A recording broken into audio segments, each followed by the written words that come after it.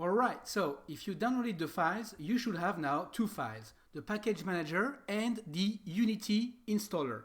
Now, I'm going to just run the package manager because I want to show you something here. So double click on the package manager, the installer, click open, and in some computers it's going to stop you. So you're going to have to go to privacy policy on Macs, so security and privacy, and here at the bottom you'll have to accept it.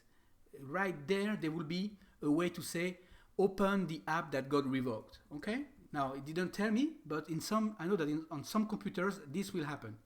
But anyway, the reason why I'm launching the Magic Leap package manager is because I want to show you that you can download Unity here as well.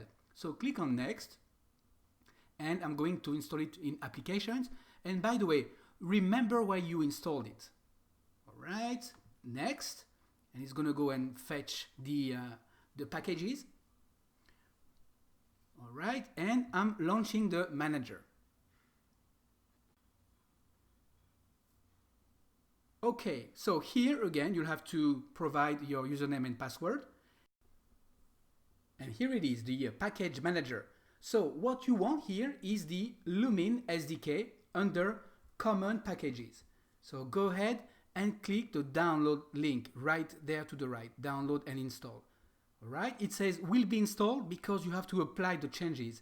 But the reason why I'm not applying the changes just yet is because I want other things too.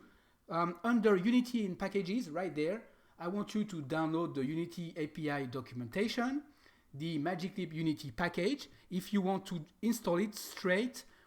If you already have Unity installed, that's what you want. You just want to install the package.